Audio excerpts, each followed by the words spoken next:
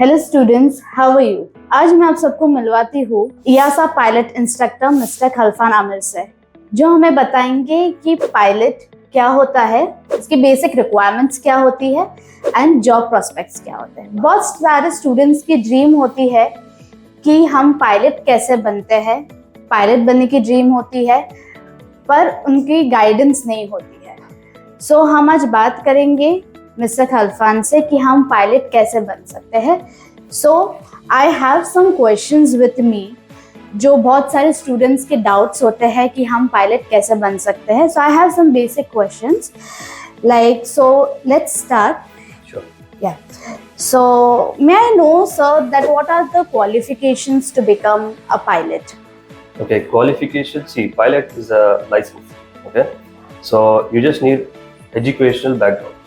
Okay, so in most cases or in most countries, what they ask is you need to be at least educated up to high school.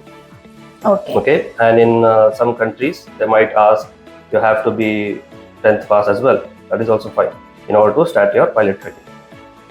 Okay. So is maths or physics and maths and physics is required? It's Not in countries like Europe. It's mandatory in India, but in Europe it's not mandatory.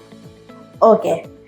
So anybody, any student can become a pilot without physics and maths. Yes, exactly. Okay. So may I know that what is the difference between DGCA and EASA license? Yeah, see, DGCA is the authority in India, which is a Directorate General of Civil Aviation, and EASA is the European agency. So the difference between two are just the authority. Okay, and these authorities give licenses to people who are training them in the countries. Okay. So which is better for the students? If you are thinking about the industry and expansion, I think if you want to fly only in India, then DGCA. But if you want to have, if you want to fly in different countries, even in Europe, in Middle East, then I think it is better to go to EASA. Okay. Okay. So like, what is the difference between SPL, PPL, and CPL? You see, these are different licenses. Yeah. Okay. Your SPL is your student pilot license. Your PPL is your private pilot license, and CPL is your commercial pilot license. And then finally you have ATPL, which is your airline transport pilot license. Okay. So like, how many flying hours are required for CPL, PPL, and SPL? Okay, for PPL it's 40 hours, and for CPL it's 200 hours. In India, there's an extra rule which says you have to have 100 hours extra as a single engine, which is basically you flying solo, extra 100 hours. But in different countries, it's 80 hours. 80 hours is the minimum as a solo pilot, but together it has to be 200 hours. Okay. अगर pilot बनने में medical tests are required, so what is class 1, class 2? Class 1, class 2 gives you the authority to fly. Okay. Class 2 is basically enough for private pilot licenses. But once you go a step further, which is your CPL, commercial pilot license, you need a class 1.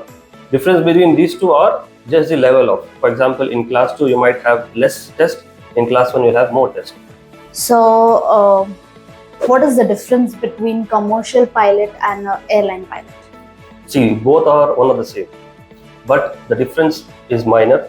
Commercial pilot license can be used for many things. For example, even in private companies. For example, you have agencies which run private jets. Okay. You can work with them as well with the CPL. Airline transport pilot license only comes to you when you fly 1,500 hours. Now this is majorly used by pilots in airlines. Okay. That's sir. the difference. Okay. Okay. So I have one more question, sir. Okay. So which is better, like license, DGCA or EASA for employment, for any employment? As I said, DGCA is only for India, and in most countries they don't consider Indian licenses. Okay. When I say they don't consider, it does not mean it's not invalid. It's basically considered, but the problem is with documentation. If you have, for example, if you have an EASA license, this opens doors to you in many countries because EASA is a standard. Okay, it's a world standard. You might have heard Airbus and Boeing, no? Yeah. These are two main airline agencies which manufacture airlines, and EASA has one of them, which is Airbus. So basically, EASA is considered a standard throughout the world. Okay. So if you go to many countries, it helps in conversion of the licenses. That is the main thing. And they consider EASA to be more in training purposes. Okay, sir. Yeah. So, like, what we need to be an instructor? Like to be For a an pilot instructor, what are the basic needs? Like we can do a pilot instructor training, or with this course it is, you can manage it to become a pilot instructor.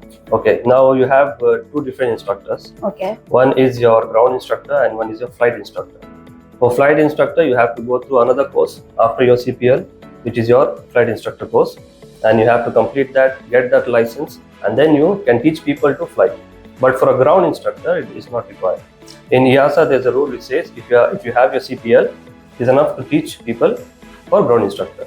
But in India, it's mandatory to have as a ground instructor license. Okay.